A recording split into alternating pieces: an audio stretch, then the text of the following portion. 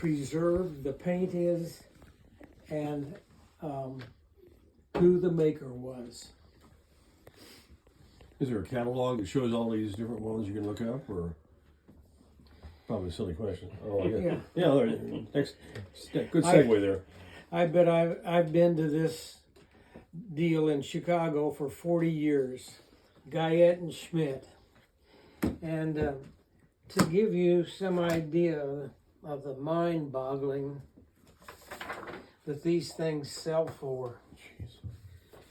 Here's a price list clear back in 1986, and the prices at the most were about $2,000.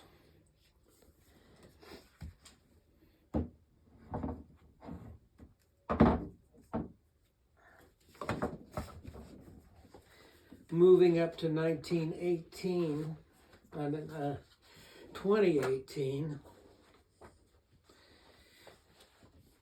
here's a female canvasback that sold for $150,000, and there are bird after bird after bird will sell for $12,000 to $18,000, and the highest bird, some of them are sold for $1,200,000.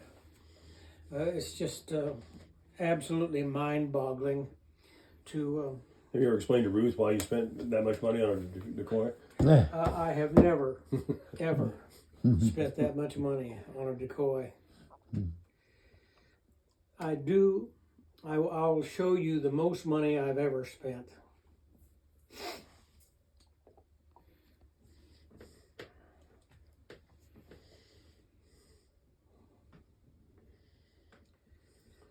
Oh, come on, where are you? Since you're looking it up, I assume that's the one of them you sold. Yes. Flip it. Well, I've got to find my photos. Photography. Well, that isn't it. Never mind. I can take forever trying to find where I'm at.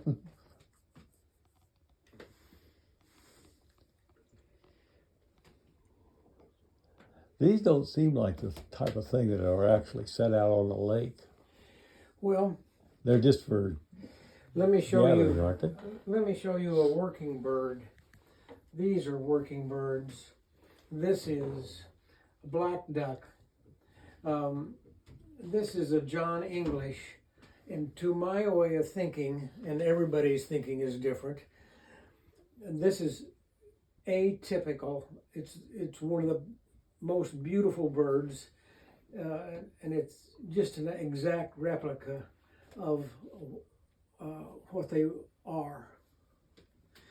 I collect a lot of canvasbacks, and they're all kinds of different canvasbacks. This is one. This is one. This is a steel one. Why they were steel? It floats? No, they don't float. But when a guy got ready to market hunt, he would build a slough and then have flat boards on the side. The flat boards on the side floated, so he had to have something cast iron to hold that blind in place. It's a weight. The collector's items are just across the board. The weights that kept the bird from floating away, the corn. I've seen corn made like this that sold for $10,000. Why? I have no idea. But the corn obviously laid on the ground to attract the ducks. You probably need more than one. Yeah. This is an unusual decoy.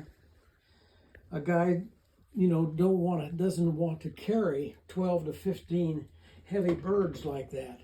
So he's usually got a big parka, and he'd stick 4 or 5 of these little guys in, and they're called pocket decoys. This is a bluebill.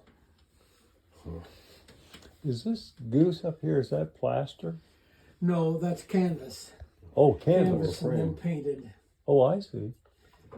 This is an interesting bird. I bought this from a judge in Chicago, and he played football with Gale Sayers, and that's the only reason I bought it.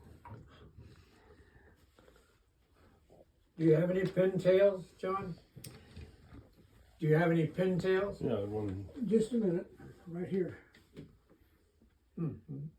Just like yours. Need another one? I'll buy it from Make you. you a really good deal. Yeah, special deal, $1,000. No, this was it cost me $350 to have it repainted. Really? Yeah. Wow. Now, why did you want to have it repainted? Did it Well, because in the first place, it wasn't painted right. In the second place, the body was a pintail. And the third place is this guy's name was Ray Schock, and he was famous for his repaints and replications Oh, really? of birds. That's a whole nother world. This canvas back here, and this is called the alerted head, and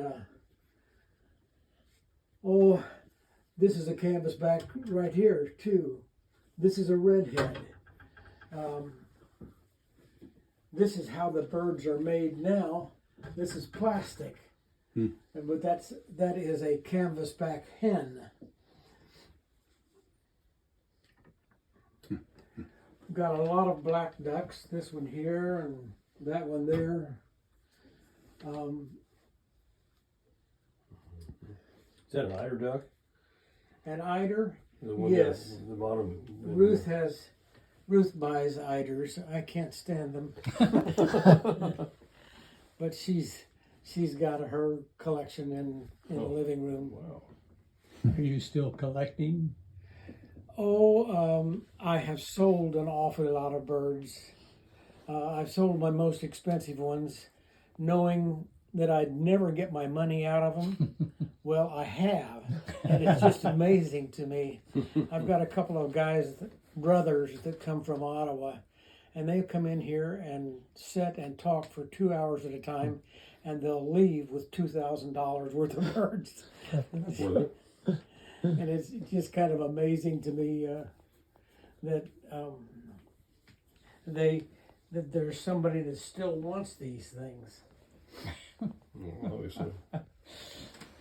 I think that's true with almost any collection. I have a friend that was in Longmont, Colorado, and he collected Coca-Cola memorabilia. Yeah. And he was forever packaging something to send it out. Somebody bought it To on sell it, eBay. Yeah. Right. Talked to my sister about her Beanie Baby collection. That didn't work out too well for her. Yeah. Beanie Babies. Boy, did they go to hell in a basket quickly. Along with baseball cards. Yeah. One of the things, my brother-in-law really introduced me to collecting birds. I don't know if you remember at all. His name was Keith Lawton, and he was a vice chancellor for the university at one time. And he loved birds, but he always had some bird that he thought, this has got to be worth $15,000. And it was worth 50. He overvalued his birds. One of the things that I decided that I would make my first $1 million on was to take photographs of my birds and put them into note cards. So we made up some 4,500. I think we have 4,512 now. But I have samples there for you that and they're all different.